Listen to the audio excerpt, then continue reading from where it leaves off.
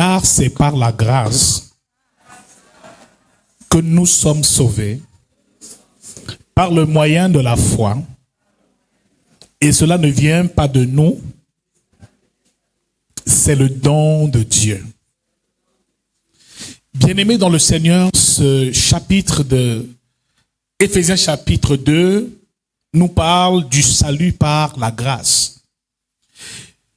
Dans cette écriture, il nous est relaté une chose très importante, c'est que nous étions tous morts avant d'être sauvés, avant de devenir enfants de Dieu. Il dit au verset 1, vous étiez morts par vos offenses et par vos péchés, dans lequel vous marchiez autrefois selon le train de ce monde, selon le prince de la puissance de l'air, de l'esprit qui agit maintenant dans la rébellion. Nous tous aussi, nous étions dans leur nombre et nous vivions autrefois selon la convoitise de notre chair et de nos pensées, et nous étions par nature des enfants de colère comme les autres. Cela veut dire tout simplement que avant que Jésus-Christ ne nous rencontre et ne nous sauve, nous étions tous morts au péché. Nous étions tous condamnés et nous appartenions à un autre royaume, le royaume des ténèbres. La Bible nous parle ici que nous marchons selon le prince de la puissance de l'air, cela veut dire Satan, qui depuis le jardin d'Éden a détourné Adam et Ève de leur mission et du plan que Dieu avait tracé pour eux. Frères, tout homme qui naît sur terre, bien-aimé dans le Seigneur, est habité par un esprit. Frères, l'ennemi se rassure que dès l'instant où on vient sur terre, tout homme est déjà corrompu. Et depuis Adam, tout homme est corrompu et la nature de l'homme est mauvaise. Frère, on n'apprend pas à un homme à être mauvais. Il naît mauvais. La méchanceté est donc dans la nature de l'homme. Et le problème ici, c'est que le Seigneur Jésus-Christ nous permet au travers du salut et par sa grâce de quitter les ténèbres pour l'admirable lumière. Cela veut dire qu'ici, l'ancienne nature doit laisser place à une nouvelle nature. C'est dans le processus de la transformation intérieure. Alors le chrétien qui est sauvé est un chrétien qui est transformé. Et Romains chapitre 12 au verset 2 nous dit encore, soyez transformés par le renouvellement de l'intelligence, afin de discerner quelle est la volonté de Dieu, ce qui est bon, agréable et parfait. Donc ici, pour passer des ténèbres à la lumière, il faut être transformé. Alléluia. Il faut que Dieu, par sa grâce, nous transforme et change nos cœurs. Genèse chapitre 6 au verset 5, Dieu dit, je me répands d'avoir fait l'homme, car tous les jours de sa vie, les pensées de son cœur ne sont dirigées que vers le mal. Bien-aimé dans le Seigneur, Dieu ici nous fait comprendre que tout homme n'est mauvais. Mon frère, il dit donc au verset 8, car c'est par la grâce que vous êtes sauvés, au moyen de la foi, et cela ne vient pas de nous, c'est le don de Dieu. Dis à ton voisin, c'est par la grâce que nous sommes sauvés. Alors une question demeure. Est-ce que tu es sauvé? Pose la question à ton voisin. Es-tu sûr d'être sauvé? Es-tu sûr que tu appartiens vraiment à Dieu? Est-ce que ta nature a changé? C'est une question qu'il faut se poser tous les jours. Maintenant, si tu dis, je ne suis pas sûr d'être sauvé, cela veut dire peut-être que tu n'appartiens pas au royaume de Dieu. Parce qu'un enfant de Dieu qui est sauvé est conscient de son salut. Alléluia. La première chose, Romains chapitre 8 au verset 14 nous dit, c'est ceux qui sont conduits par l'Esprit de Dieu qui sont fils de Dieu. Et il dit, et nous avons reçu un esprit d'adoption. Et l'Esprit rend témoignage à notre esprit que nous sommes enfants de Dieu. Frère, l'esprit que tu as en toi, bien-aimé dans le Seigneur, sera renouvelé parce qu'il y aura un témoignage qui sera fait, qui te confirmera au travers de l'Esprit de Dieu qui est en toi que tu es devenu enfant de Dieu. Alors, est-ce que tu es sauvé? Bien-aimé, cela doit nous préoccuper et cela doit être au centre même de notre vie chrétienne. Le salut des âmes. Bien-aimé dans le Seigneur, Matthieu chapitre 6, au verset 31, nous dit encore, ne cherchez pas, ne dites pas que mangerons-nous, que boirons-nous, car ces choses, ce sont les païens qui les recherchent. Il dit par la suite, cherchez premièrement le royaume et la justice de Dieu, et le reste vous sera donné par-dessus. Nous avons vu la dernière fois qu'on ne vient pas à l'église chercher les mariages, les bénédictions, le travail. Premièrement, on vient premièrement pour son salut. C'est le salut qui doit t'emmener ici. C'est le salut de ton âme qui doit prioritairement te préoccuper, mon frère.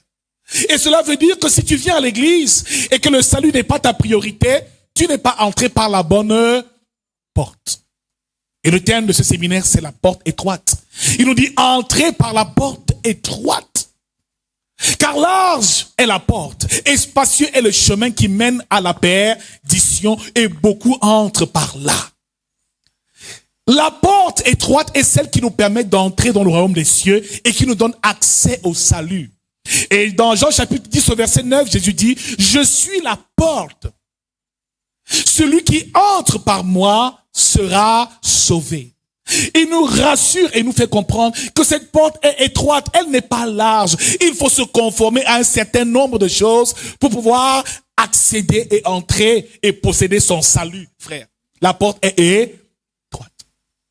Beaucoup pensent être enfants de Dieu. Beaucoup pensent appartenir à une religion. Mais frères, nous ne parlons pas de religion ce matin. Nous parlons d'une rencontre avec Jésus-Christ. Et quand nous venons chercher toutes ces choses, le mariage, frère, on ne cherche pas à l'église ce que le monde peut nous donner. Si tu veux de l'argent, va travailler, tu auras de l'argent. Bien-aimé, si tu veux te marier, sois belle et cherche un mari, tu en trouveras un. Mais ici, on cherche d'abord son salut. Et le reste sera donné par-dessus. Ne commence pas et n'entre pas par la mauvaise porte. C'est pour ça que beaucoup de chrétiens sont malheureux dans leur marche avec Dieu. Et les choses n'évoluent pas. Parce qu'en fait, ce qui nous préoccupe, ce n'est pas d'abord le salut de notre âme. Frère, rien n'est plus important que le salut de ton âme. Rien n'est plus important que tu sois sauvé à la fin. Parce que sinon, tout ce qu'on aura fait ici, on n'aura servi à rien. Même si je passe mon temps à prier pour que tu sois béni, frère, tu peux même être béni sur terre. Mais si tu n'as pas été sauvé, cela n'aura servi à rien. Et il le dit encore dans Matthieu chapitre 7 au verset 24, un chapitre qui me fait atrocement peur. Ce n'est pas tous ceux qui diront Seigneur, Seigneur, qui hériteront du royaume des cieux, mais c'est ceux qui font la volonté de mon Père. Plusieurs diront Seigneur, nous avons chassé les démons en ton nom. Nous avons prophétisé en ton nom. Nous avons accompli tant de choses en ton nom. Il dit éloignez-vous de moi, je ne vous connais pas. Vous qui commettez l'iniquité. Frère, il n'y a rien de plus triste que d'avoir servi toute sa vie à l'église et de ne pas être sauvé. C'est pour ça que le cri de Jésus-Christ, les pleurs, le cœur de Dieu saigne quand il voit que l'église se détourne des voies du salut. Et que très rares sont ceux qui traversent la porte étroite. Très rares sont ceux qui sont réellement sauvés. Parce que la porte étroite est un mystère que Jésus a révélé aux disciples et à tous ceux qui ont accepté de le suivre. Frère, ce n'est pas tout le monde qui aura accès à cette porte. Et dès l'instant où tu traverses cette porte, bien-aimé dans le Seigneur, tu passes de la mort à la vie. Je te rassure, tu peux avoir été baptisé. Je dis bien baptisé. Aller être trempé dans les eaux du Fundi ou du Jourdain si tu veux, mais ne pas être sauvé. Bien-aimé dans le Seigneur, prêcher, être pasteur ne veut pas dire que tu es sauvé. C'est une dure réalité. Alléluia. Parce que nous sommes sauvés quoi par là? La grâce. Alors la porte étroite, c'est qui? C'est Jésus-Christ. Il dit je suis la porte. Cela veut dire que pour pouvoir entrer dans le royaume des cieux, il faut passer par lui. Il dit je suis le chemin, la vérité et la vie. Et nul ne vient au Père que par... Il est dans le chemin, frère. La première clé que nous avons vue pour entrer dans ce royaume et pour avoir accès à la porte, numéro 1, c'est la rencontre avec Jésus-Christ. Maintenant, voilà où les chrétiens se perdent. Tout le monde dit, j'ai rencontré Jésus. Jésus m'a parlé. J'ai donné ma vie à Jésus. Jésus m'a visité. Enfin, je suis sauvé. Seigneur, merci. Oh, je t'adore. Beaucoup, même pendant la louange, commencent à couler des larmes parce qu'ils aiment Jésus. Les sœurs disent, Jésus, je t'aime, tu es mon amour, oh mon Jésus, mon Jésus. Mais cette sœur ne lit jamais sa Bible. Cette sœur ne médite jamais les Écritures. Cette sœur est toujours dans tellement d'abominations. Parce qu'en fait, elle aime Jésus, mais sa nature n'a pas changé. Et c'est un grave problème dans l'Église. Luc chapitre 32, verset 22, encore, la Bible déclare que Pierre, Jésus parle à Pierre, il dit, Simon, Simon, j'ai vu le diable te cribler de coups comme le froment, vous réclamez. Mais j'ai prié instamment pour vous afin que votre foi ne défaille. Et il dit par la suite, lorsque tu seras converti, affermis tes frères. Tous ces disciples, avant la mort de Jésus, n'étaient pas convertis. C'est pour ça que Judas l'a livré. C'est pour ça que Pierre l'a régné. C'est pour ça qu'ils se sont tous éparpillés. Personne n'a poursuivi la mission jusqu'à ce que le Saint-Esprit vienne. Ma prière ce matin, c'est que tu sois sauvé. Je ne dors pas parce que les âmes doivent être sauvées. Ce salut doit être la préoccupation ultime et suprême de l'Église. Frère, quel que soit ce qu'on te prêche, il faut qu'on te conduise à la porte étroite. Il faut qu'on te conduise au salut. Il faut que ton âme soit sauvée. Si Jésus revient maintenant, est-ce que tu es prêt? Alors il dit, il faut me rencontrer. Parce que quand il rencontre un homme, Actes chapitre 9 au verset 1, l'apôtre Paul rencontre Jésus sur le chemin de Damas, sa vie a été transformée. Tous ceux qui rencontrent Jésus, leur vie se transforme. Il dit, je vous donnerai un cœur nouveau, un esprit nouveau. Le Saint-Esprit agit. Il te donne tout ce qu'il faut, le fruit nécessaire pour manifester la vie divine. Maintenant, le problème demeure. Comment rencontrer Jésus? De quel Jésus est-ce qu'on parle? Frère, laissez-moi vous choquer ce matin comme je l'ai fait la dernière fois. Le Jésus dont il est question n'est pas un être spirituel qui habite au ciel avec Dieu. Le Jésus qu'on doit rencontrer n'est pas un être qui habite dans les lieux célestes et qui est avec le Seigneur dans l'éternité. Frère, le Jésus qu'on accepte, c'est le Jésus Verbe fait chair. Jésus-Christ est la parole de Dieu. Jésus-Christ est le Verbe fait chair.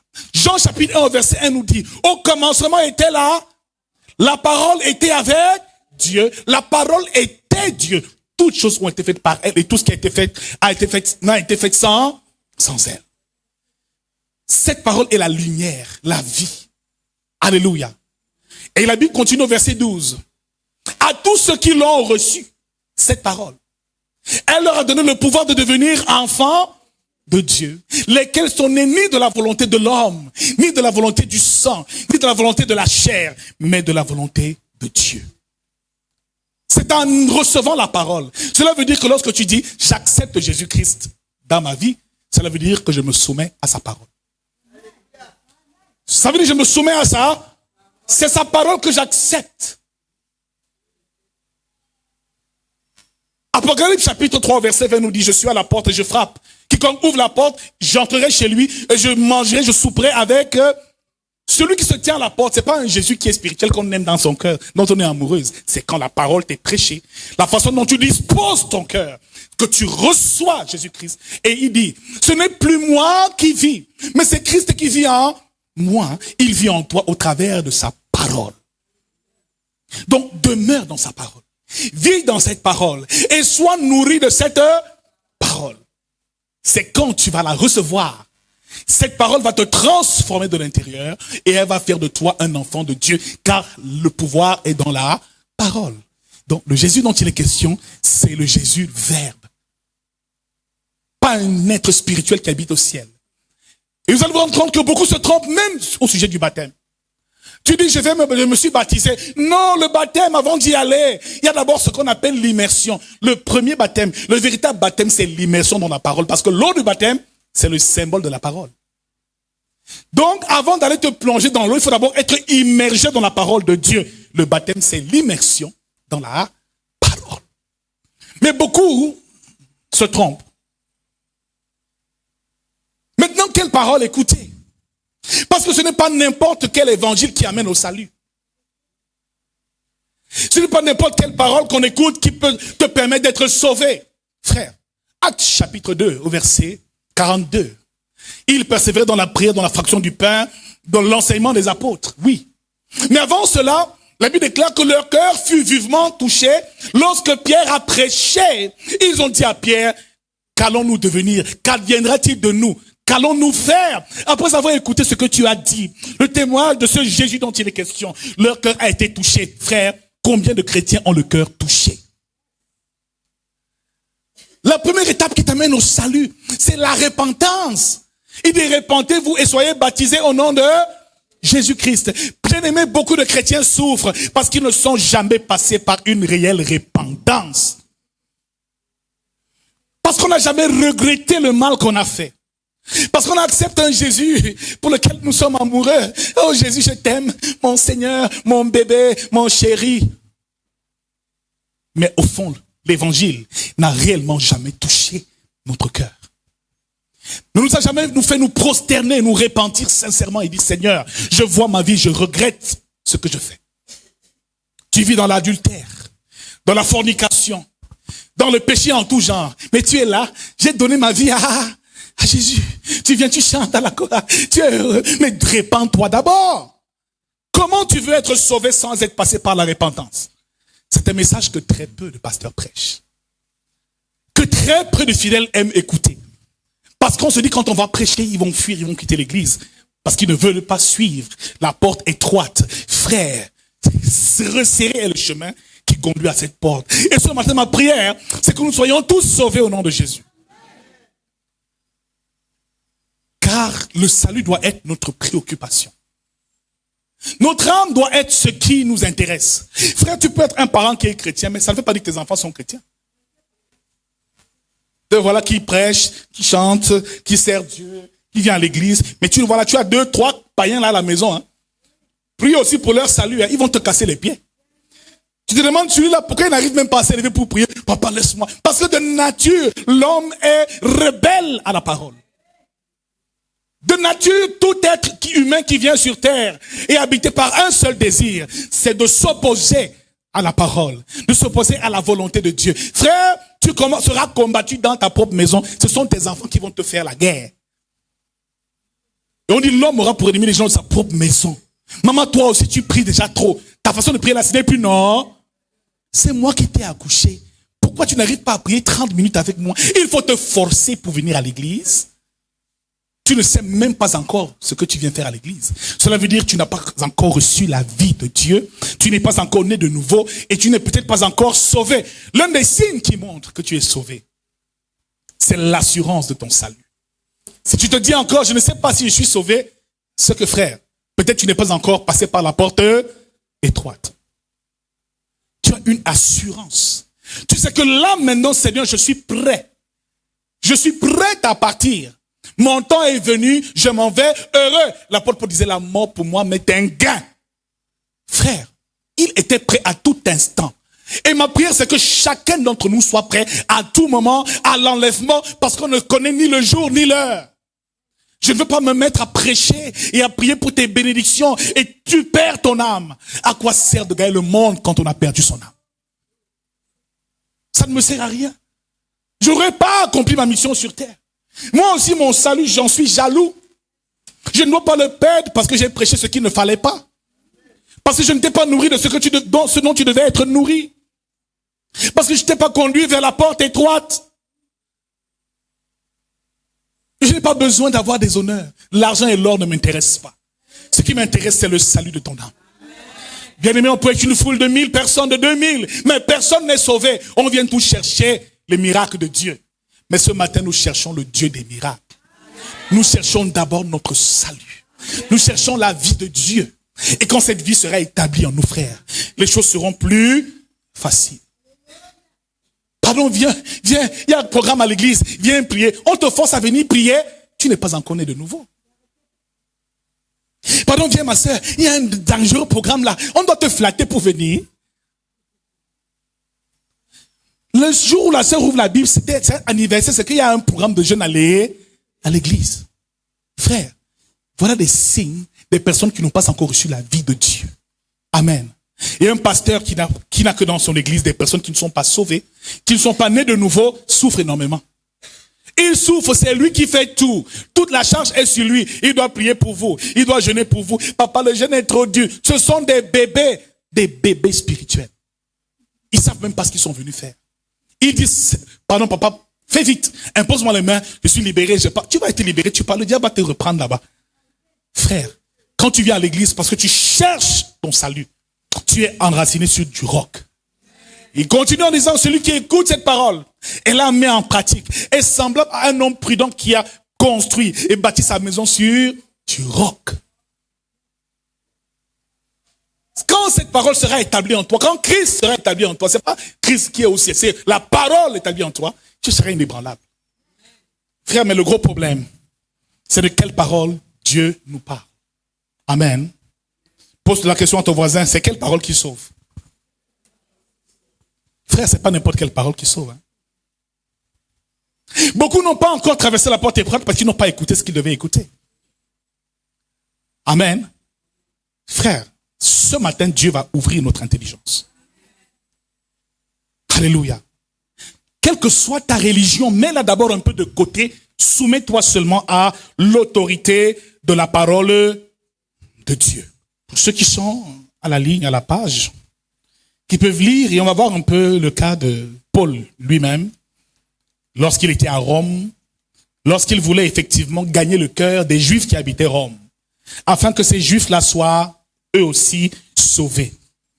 Nous sommes dans Actes chapitre 28, verset 23, 22 à 23. Ils lui fixèrent un jour et plusieurs vinrent le trouver dans son logis. Paul leur annonça le royaume de Dieu.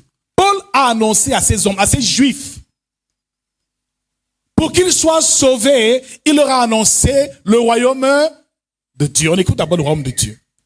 En rendant témoignage et en cherchant par la loi de Moïse et par les prophètes, à les persuader de ce qui concerne Jésus, l'entretien dura depuis le matin jusqu'au soir.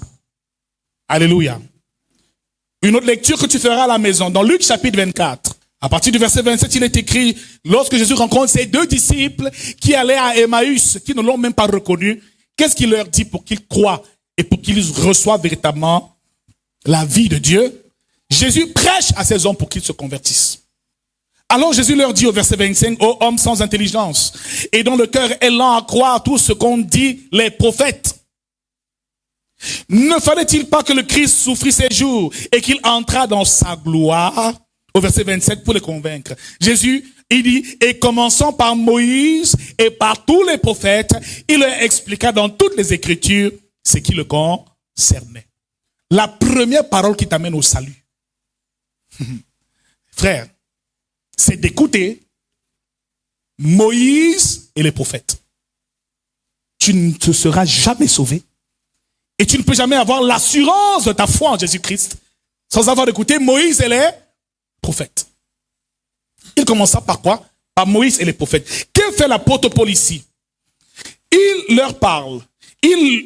Paul leur annonça le royaume de Dieu en rendant témoignage et en cherchant par la loi de Moïse et par les prophètes à les persuader de ce qui concerne Jésus.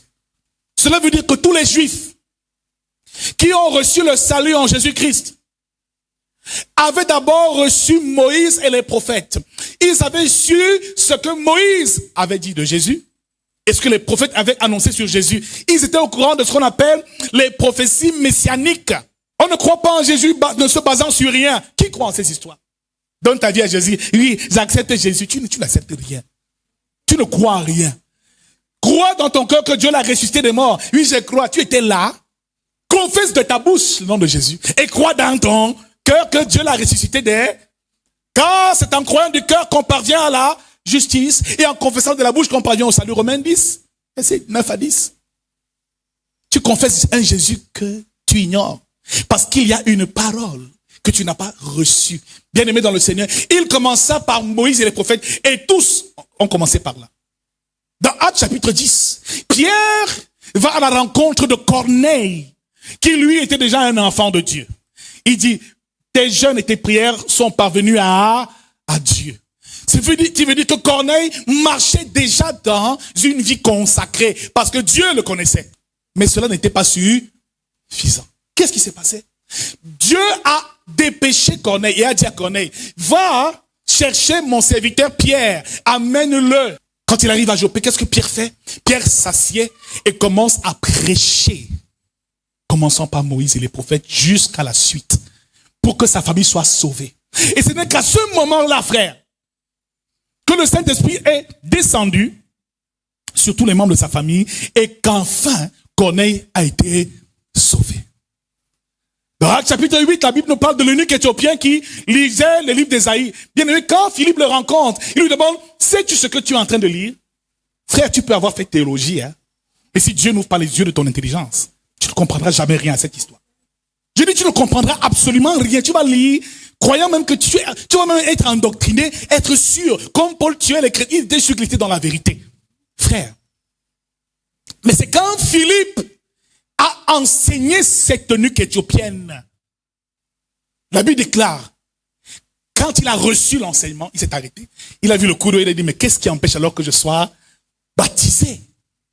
On n'est pas baptisé n'importe comment. Le baptême obéit à certains principes. N'entre au baptême que ceux qui sont passés par la porte étroite, qui ont d'abord reçu premièrement la connaissance d'une certaine parole. C'est ça le mystère de la porte étroite. On n'entre pas au royaume n'importe comment, et ce n'est pas n'importe quel évangile qui sauve.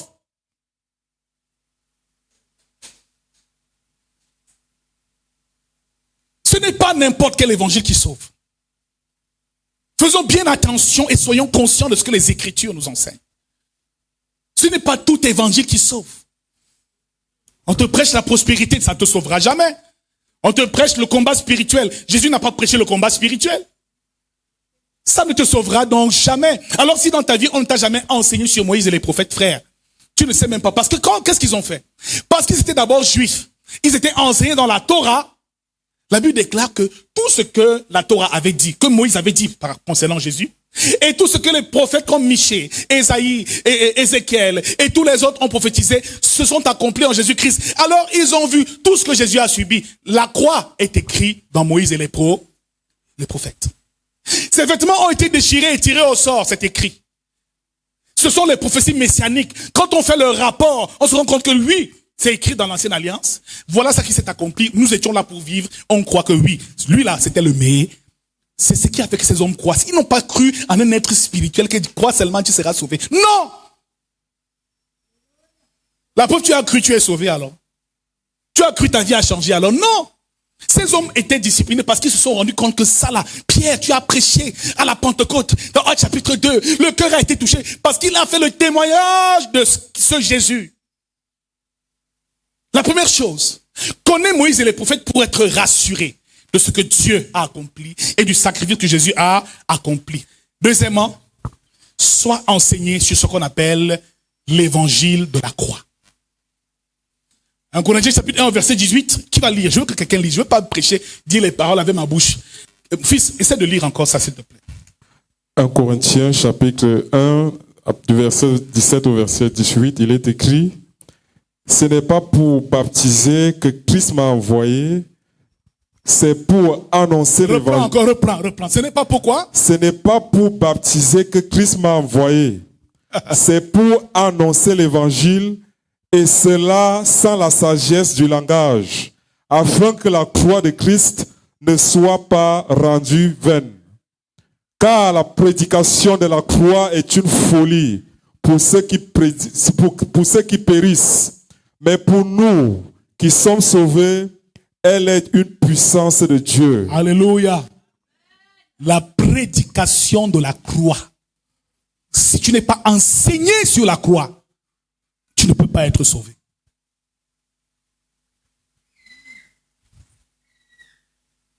Je répète. Si tu n'as pas reçu l'évangile de la croix, tu ne sauras jamais quel prix Jésus a payé pour toi. Car c'est à la croix que le diable a été cloué. Que le vieil homme a été cloué.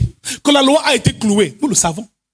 Mes frères, si tu n'as pas l'évangile de la croix, tu ne sauras jamais le prix que Jésus a payé. Beaucoup de chrétiens passent la vie dans le péché parce qu'ils ne savent pas quel prix Jésus a payé.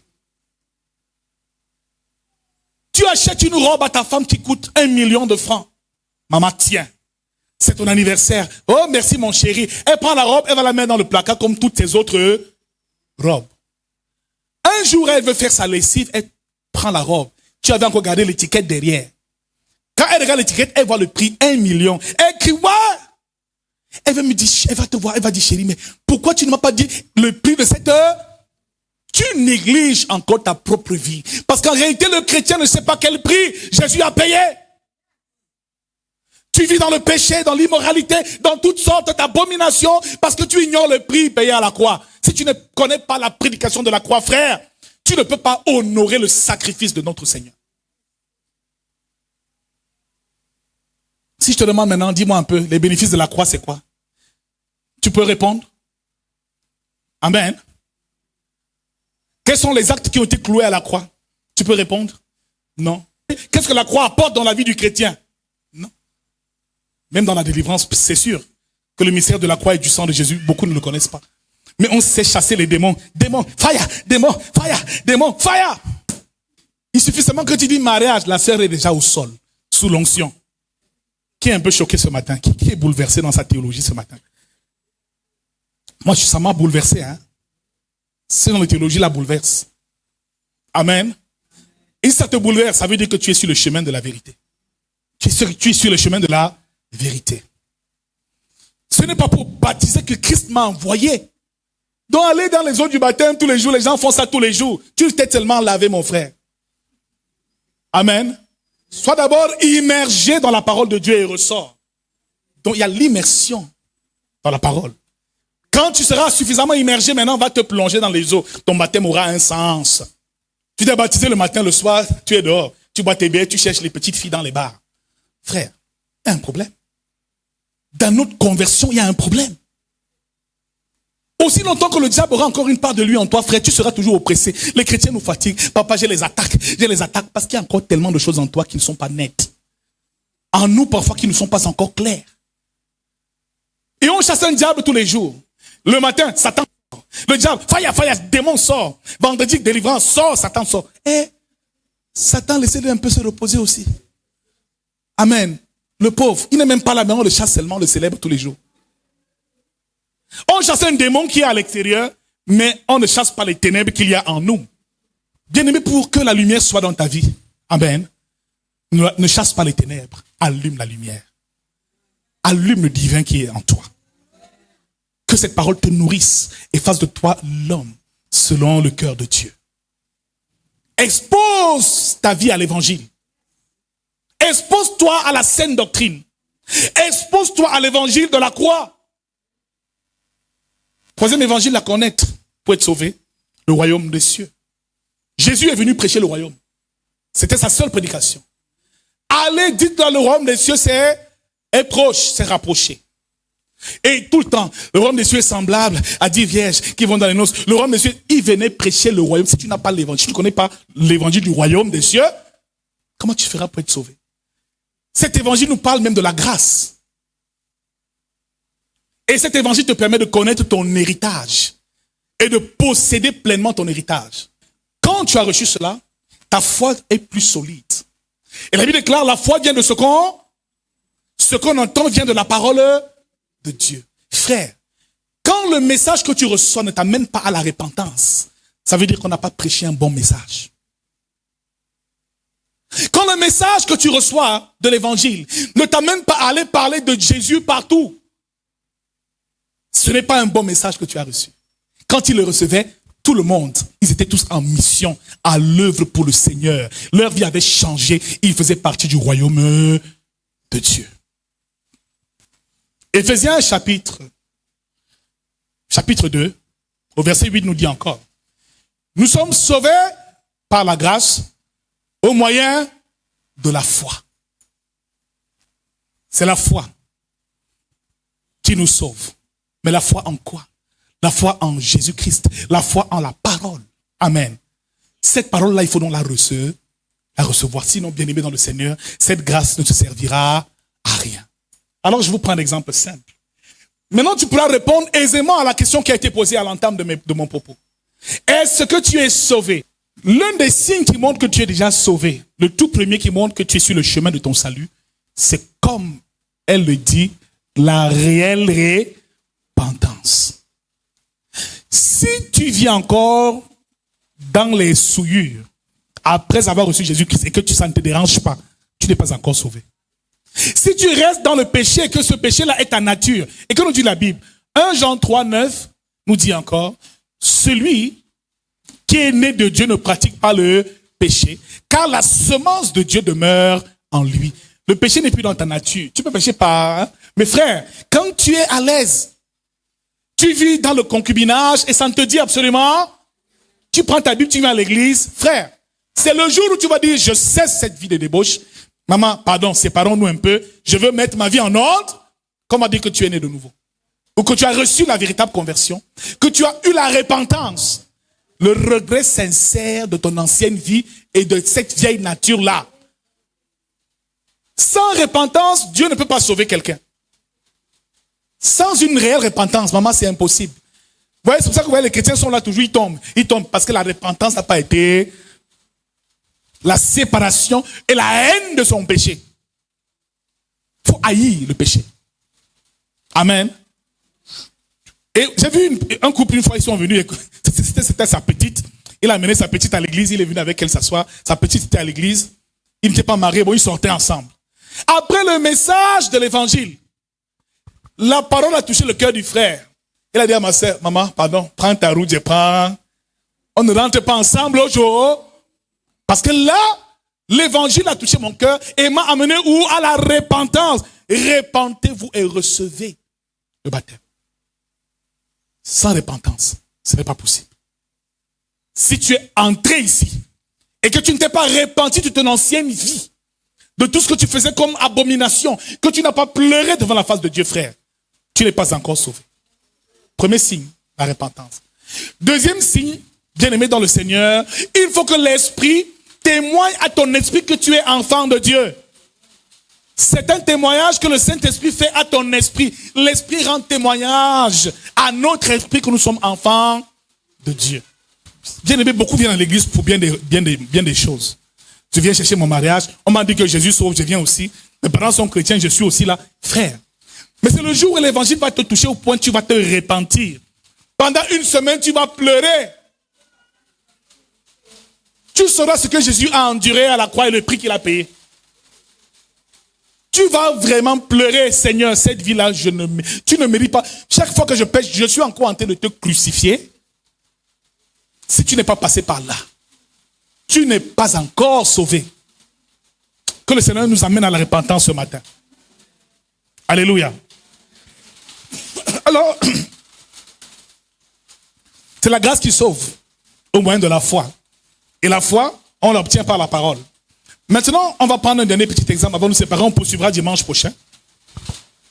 C'est le cas d'un enfant, d'un garçon qui vivait avec son frère dans la même maison. Et ça, c'est un exemple qu'un pasteur avait pris qui m'a beaucoup marqué. Et je vais vous le partager avec vous. Amen. Parlant toujours du salut. Il dit qu'il vivait dans la maison avec son frère aîné. C'est son frère aîné qui payait le loyer chaque fin de mois. Un loyer qui n'était pas très onéreux, pas très cher. Mais qu'est-ce qui s'est passé? Son grand frère a voyagé et est allé aux États-Unis. Et l'a laissé dans la maison. Le bailleur habitait à côté. 1 mois, 2 mois, le grand frère ne réagit pas. Le petit frère allait encore à l'école. C'était devenu compliqué. Il était à 6 mois d'arrêt de loyer. À un moment, frère, le petit frère qui venait dans la maison commençait à être comme Spider-Man. Quand il aperçoit le bailleur, il tombe dans les sisongo. Il rentrait chez lui comme ça, tous les soirs, à 23 heures, pour que le bailleur ne le voie pas. Il ne regardait plus la télé, frère. Il étudiait avec la lampe torche baissée, parce qu'il ne voulait pas qu'on sache que quelqu'un vit dans cette maison. Le bailleur appelle, il ne décroche pas. Il vivait dans la peur. Un beau jour, donc, son frère qui est aux États-Unis a trouvé du travail, a eu un peu d'argent et a envoyé son ami qui était aux États-Unis, qui venait au Cameroun, que bon, tiens, va payer les frais de loyer de mon petit frère qui est là-bas. Paye 5 ans de loyer. Je ne veux plus entendre des problèmes de loyer, j'ai trouvé un bon travail maintenant. Alors, l'ami vient voir le bailleur, mais le petit frère n'est pas au courant. Le bailleur Combien? 5 ans de loyer. Le bailleur fait même une fête chez lui. Il vient frapper chez ce petit-là, que le petit ouvre. Il n'ouvre toujours pas. Il est caché. Tous les matins, il grimpe les murs pour sortir. Il longe les rues. Pourtant, le loyer avait déjà été payé. Quand il voit le bailleur, il se cache. Il dit, hey, il va m'attraper. Le bailleur lui dit, viens, fils, viens. Dès que le bailleur le poursuit, il fuit. Il se cache. Il ne comprend pas comment. Je vais même remercier le petit, c'est que son grand frère m'a soulagé de 5 ans de loyer. Je n'arrive même pas à le voir. Un beau jour, le bailleur l'arrête donc quand il veut sortir. Tiens, je t'ai attrapé. Bailleur, pardon. Tiens, j'ai 100 000. Il prend 100 000 dans le bailleur. Pardon, aide-moi, pardon. Je vais te donner le reste après. Le bailleur est dépassé. C'est même comment le type. Je veux te dire, non, bailleur, pardon, ne dis rien, papa. Voici 100 000. Je vais garder ça. Garder ça, je cours. Mon frère va réagir. Il fuit. Il va à l'école. Son frère vient lui rendre visite. Il frappe à la porte. Il dit, oui, je suis à ton entrée. Chut, ne parle pas fort. Le bailleur risque d'écouter. L'ami dit, tu es bizarre. Pourquoi chez toi est tout noir? Il dit, non, j'ai 6 mois d'aéré, mon frère. Mon grand n'a pas envoyé l'argent depuis. Il n'a pas envoyé l'argent comment? Il va entrer. Il dit, coupe-toi. Entrons à 4 pattes. Il rampe au sol comme ça. Il rampe, ils arrivent. Dès qu'ils entrent, ils ferment la porte. Il dit, chut, ne parle pas fort. On chuchote ici. Mais allume la télé. Non, ils vont savoir que je suis dans la maison. L'ami dit, toi là, tu es normal. Donc, tu ne sais pas que le loyer a déjà été payé. Le petit frère a dit, quel loyer? Ton frère m'a envoyé ici le mois dernier, j'ai vu le bailleur, j'ai payé 5 ans de loyer. Il dit quoi? 5 ans. Et je ne savais pas. C'est pas possible. Le bailleur là m'a frappé mes 100 000. C'est là où il allume les lumières. Il dit enfin, je peux respirer. Beaucoup de chrétiens ne sentent pas la liberté parce qu'ils ne savent pas que la dette a déjà été payée. Le prix a déjà été payé. Bien-aimé dans le Seigneur, ce bailleur-là, c'est le diable qui vient toujours te donner l'impression que tu n'es pas sauvé, frère. Mais Jésus a déjà tout accompli pour toi. Un signe qui montre que tu es sauvé, frère, tu es libre, tu es affranchi. Et Romains 8 verset 1 dit, il n'y a aucune condamnation pour ceux qui sont en Jésus-Christ. Il ne faut plus que tu ressentes en toi de la culpabilité. Tant que tu n'es pas si je suis sauvé ou pas, Jésus a fait ce que Jésus a fait. Bien-aimé dans le Seigneur, c'est de sauver l'humanité. Ton salut, tu l'as obtenu. Amen. À chaque fois que tu te mets encore toi-même en prison, en cage, sache que le diable aura raison de toi. Tant que tu n'as pas cette liberté et cette assurance que tu es libre, tu as été affranchi du péché, frère, tu es à l'église, mais tu n'es pas encore sauvé parce que tu es ignorant de la vérité. Ce matin, déclare haut et fort, je suis sauvé. Je suis sauvé par la grâce, au moyen de la foi que j'ai en Jésus-Christ. Quand cette foi sera établie en toi, frère, tu ressentiras une certaine liberté. Tu vas voir, beaucoup de chrétiens ont des problèmes de démons. Hein. Ils attaquent des sorciers de ceci, les flèches de ceci. C'est parce qu'ils n'ont pas su. Ils ne sont même pas conscients que Jésus a déjà tout accompli. Amen. Il est même allé loin, il dit, je vous ai donné le pouvoir. Marc chapitre 16 au verset 17. De marcher sur les serpents et sur toute la puissance de l'ennemi et rien ne pourra vous. Ces paroles-là, c'est pour qui? C'est pas pour les chiens, c'est pour nous, enfants de Dieu. Mais le pouvoir, on ne l'exerce pas parce qu'on est encore comme en esclavage. On est encore lié par les chaînes. Ce matin, que les chaînes se brisent au nom de Jésus. Dis à ton voisin, ton loyer a déjà été payé. Jésus a tout payé. Alors tu chantes, sur le mont de Golgotha, il a payé. Sur le croix de Golgotha, il a payé. Ah, payé où? Là, c'est encore tous les problèmes du monde. Moins de problèmes, Dieu m'a abattu. C'est un signe qui montre que tu n'es pas encore sauvé. Parce que quand tu es sauvé, tu appartiens à un nouveau royaume. Et comme il nourrit les oiseaux du ciel, il te nourrit, il veille sur toi. Tu es béni. Tu sens une liberté, frère. Une joie que tu n'as jamais ressentie. C'est le signe que le salut est dans ton cœur. Que la vie de Dieu a commencé. Tu n'es plus condamné. Tu es sauvé au nom de Jésus.